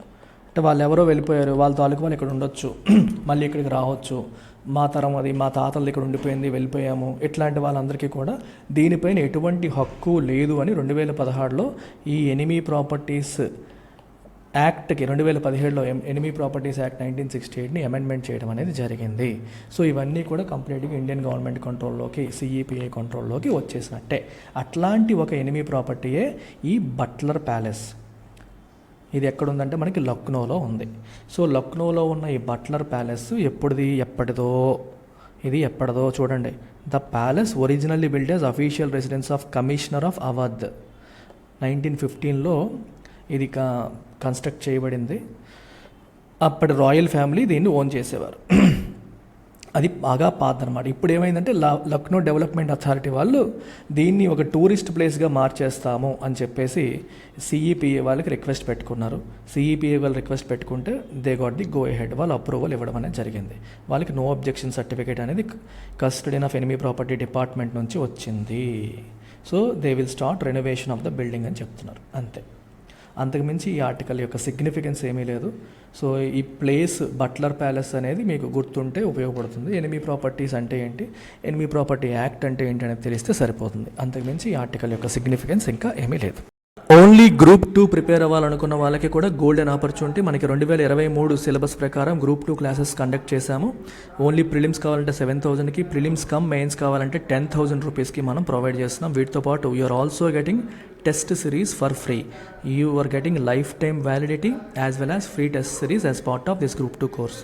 మీరు కాల్ చేయాల్సిన నెంబర్ ఇది. ఈ నెంబర్కి కాంటాక్ట్ చేసి ఏ డౌట్స్ ఉన్నా క్లియర్ చేసుకొని మీరు హ్యాపీగా మన ఐపీపీఎస్సీ గ్రూప్ 2 కోర్స్ని ఉపయోగించుకోవచ్చు. ఈ టైంలో లైవ్ క్లాసెస్ కోసం వెయిట్ చేయొద్దు, తక్కువ టైం ఉంది. 2-3 నెలల్లో ఫినిష్ చేయాలంటే ఆల్రెడీ రికార్డెడ్ కంప్లీట్ అయిన సిలబస్ ఎండ్ టు ఎండ్ మీరు చూసుకుంటూ టెస్ట్ సిరీస్ పార్టిసిపేట్ చేయడం అనేది best possible thing. Make use of this. Take care. Final article of the day, what is the status of Kavach installations. ఇది మనకి 5th November Sunday రోజు పేపర్లో వచ్చిన ఒక ఆర్టికల్. సో మనకి ట్రైన్ యాక్సిడెంట్స్ అనేవి దేశంలో బాగా పెరిగిపోతున్నాయి. ఈ ట్రైన్ యాక్సిడెంట్స్ని అరికట్టడానికి మన వాళ్ళు ఇండిజినస్గా తయారు చేసిన సిస్టమ్ ఇది. అయితే ఇది మొత్తం అక్రాస్ ఇండియా ఇంప్లిమెంట్ కాలేదు. సో సిచ్యువేషన్ ఏంటి, అసలు కవచ్ సిస్టమ్ ఎలా ఫంక్షన్ అవుతుంది ఏంటి అనేది మనకి ఇక్కడ రాయడం జరిగింది. సో ఒకసారి చదివి you can make notes from this. చూడండి, వాట్ ఈస్ TCAS కవచ్ అంటే అర్థం ఏంటి. అసలు బేసికల్గా TCAS అంటే చూడండి, ట్రాఫిక్ కొలిజన్ అవాయిడెన్స్ సిస్టమ్ అంటాం. సో కవచ్ అనేది ఒక cab signalling train control system with anti collision features. దీంట్లో ఏమున్నాయి, యాంటీ కొలిజన్ ఫీచర్స్ ఉన్నాయి. ఇది ఏం చేస్తుందంటే it plays the role of a watch dog over the existing signalling system. ప్రస్తుతానికి ఎదురుగా ఏమన్నా వస్తే చెప్పడానికి రెడ్ సిగ్నల్స్ ఇలాంటి సిగ్నల్ సిస్టమ్ ఉంది. ఒకవేళ సిగ్నలింగ్ సిస్టమ్ ఫెయిల్ అయితే యాక్సిడెంట్స్ అయిపోతున్నాయి. సరైన సిగ్నల్ రాకపోయినా తప్పుడు సిగ్నల్ వచ్చినా it is leading to accident. అలా కాకుండా సిగ్నలింగ్ సిస్టమ్ పైన ఒక వాచ్ డాగ్ లాగా ఇది పనిచేస్తుంది. ఇది మనకి 2012తో మొదలు పెడితే 2022కి 10 సంవత్సరాల పాటు ఇది తయారు చేశారు. ఎవరు తయారు చేశారు, RDSO వాళ్ళు, అంటే Indian railways research designs and standards organization వాళ్ళు దీన్ని తయారు చేశారు. ఎందుకు తయారు చేశారు, దీని యొక్క ఆబ్జెక్టివ్ ఏంటి, దీని డిజైన్ ఏంటి అంటే it is design to give out warnings to the loco పైలట్కి వార్నింగ్స్ వస్తాయి in case it does not notice the red signal వచ్చిన అతను నోటీస్ చేయలేకపోతే ఇది అతనికి వార్నింగ్స్ ఇస్తుంది. And instead of stopping is going to over shot. అతను చూసుకోకుండా రెడ్ సిగ్నల్ వచ్చింది, ఆయన చూసుకోలేదు, ముందుకు వెళ్ళిపోతున్నాడు, అట్లాంటప్పుడు యాక్సిడెంట్స్ అవుతాయి. అలాంటి జరగకుండా ఇది అతను అలర్ట్ చేస్తుంది. ఒకవేళ వార్నింగ్స్ ఇచ్చిన తర్వాత కూడా పైలట్ 15 kmph కంటే తక్కువ స్పీడ్కి తగ్గించలేదు అనుకోండి, కవచ్ సిస్టమ్ ఏం చేస్తుందంటే ఆటోమేటికల్గా బ్రేక్స్ అప్లై చేసి ట్రైన్ ఆపేస్తుంది. ఫస్ట్ లోకో పైలట్కి సిగ్నల్ ఇస్తుంది, అతను రెస్పాండ్ అయితే గొడవలేదు. రెస్పాండ్ అయ్యడం ఎలా తెలుస్తుంది, ట్రైన్ స్పీడ్ 15 kmph కంటే తగ్గిపోతే రెస్పాండ్ అయినట్టు. అతను రెస్పాండ్ అవ్వలేదు అనుకోండి, అతను రెస్పాండ్ అవ్వకపోతే మనం ఏం చేస్తాం, రెస్పాండ్ అవ్వలేదనిపిస్తే ఆటోమేటిక్గా బ్రేక్స్ అప్లై చేసి ట్రైన్ని హాల్ట్ చేస్తుంది ఈ కవచ్ సిస్టమ్. అర్థమవుతుంది, ఆటోమేటిక్గా బ్రేక్స్ వేసి ట్రైన్ని ఇది హాల్ట్ చేసేస్తుంది అనమాట. అయితే ఈ కవచ్ సిస్టంలో ఏముంటాయి అంటే మనకి 3 కాంపోనెంట్స్ ఉంటాయి. ఒకటి RFID టెక్నాలజీ ట్రాక్స్లో ఇంప్లిమెంట్ చేస్తారు.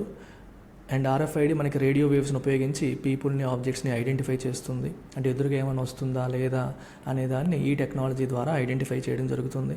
సో ఎలక్ట్రోమాగ్నెటిక్ ఫీల్డ్స్ని ఉపయోగించి ఈ ఇన్ఫర్మేషన్ ఐడెంటిఫై చేసి అది మనకి కమ్యూనికేట్ చేస్తుంది అనమాట. తర్వాత locomotive which is the drivers cabin is provided with RFID reader. Locomotive అంటే అర్థం ఏంటి, డ్రైవర్ యొక్క క్యాబిన్, దాంట్లో RFID రీడర్ ఉంటుంది. సో RFIDs ఐడెంటిఫై చేసిన డేంజర్ సిగ్నల్స్ డ్రైవర్ క్యాబిన్లో తెలుస్తాయి. RFID రీడర్ అక్కడ ఉంటుంది కదా, అది స్టడీ చేస్తుంది, ఏమైనా డేంజర్ సిగ్నల్ ఉంటే తెలిసిపోతుంది. And break interface equipment, break interface కూడా ఒకవేళ డ్రైవర్ రెస్పాండ్ కాకపోతే ఆటోమేటిక్గా ఇదే బ్రేక్ అప్లై చేయడానికి కూడా సిస్టమ్ అనేది పెట్టడం జరిగింది. అర్థమవుతుందా? ఈ 3 చాలా చాలా ఇంపార్టెంట్ థింగ్స్ అనమాట. సో ఈ రకంగా మనకి ఈ 3 కాంపోనెంట్స్ కలిపి పనిచేస్తాయి. చూడండి, ఈ 3 components of the Kavach on rail tracks, locomotives and railway stations are communicating with each other. ఇది కూడా చూడండి. And radio infrastructure which are towers and modems installed at railway స్టేషన్స్లో టవర్స్, మోడెమ్స్ కూడా ఉంటాయి కమ్యూనికేషన్ కోసం. ఇవన్నీ కూడా ఒకదాంతో ఒకటి కమ్యూనికేట్ అవుతూ ట్రైన్ మూమెంట్స్ని మానిటర్ చేస్తూ ఉంటాయి, సిగ్నల్స్ ట్రాన్స్మిట్ చేస్తూ ఉంటాయి అన్నమాట. సో ఎప్పుడైనా సరే రెండు ట్రైన్స్ సేమ్ ట్రాక్లో ఉంటే ఇద్దరు లోకో పైలట్స్కి కూడా ఇన్ఫర్మేషన్ అనేది వెళ్తుంది. ఆ ట్రైన్లో ఉన్న లోకోమోటివ్ అంటే డ్రైవర్ క్యాబిన్, ఈ ట్రైన్లో ఉన్న డ్రైవర్ క్యాబిన్లో యాంటీనాస్ ఉంటాయి, అవి ఒకదాంతో ఒకటి కమ్యూనికేట్ చేయడం అనేది కూడా మనకి జరుగుతుంది. అన్ఫార్చునేట్లీ కవచ్ అనేది ఇంకా దేశవ్యాప్తంగా ఇంప్లిమెంటేషన్ జరగలేదు. సో దేశవ్యాప్తంగా ఇంప్లిమెంట్ జరగకపోవడం వల్ల ఇంకా ఇవన్నీ జరుగుతున్నాయి. మనకి ఏపీలో ట్రైన్ యాక్సిడెంట్ జరిగింది విజయనగరంలో జరిగింది. ఎందువల్ల అంటే హ్యూమన్ ఎర్రర్ వల్లే అని చెప్తున్నారు. అంటే సరైన సిగ్నల్ అనేది loco pilot of Visakhapatnam Palasa train did not stop or slow down the train despite red signal ఇచ్చినప్పటికీ అతను చూసుకోలేదు, ఎవరు డ్రైవర్ చూసుకోకపోవడం వల్ల జరిగింది. అదే కవచ్ సిస్టమ్ అనేది ఉంటే అతను చూసుకోకపోయినా సరే మనం యాక్సిడెంట్ని అవాయిడ్ చేయగలిగే వాళ్ళం. సిస్టమ్ అనేది అతనికి వార్నింగ్ ఇచ్చేది.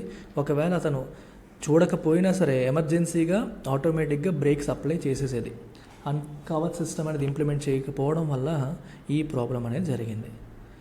సో దీనికి implementation cost 50 lakh rupees per kilometre అంట.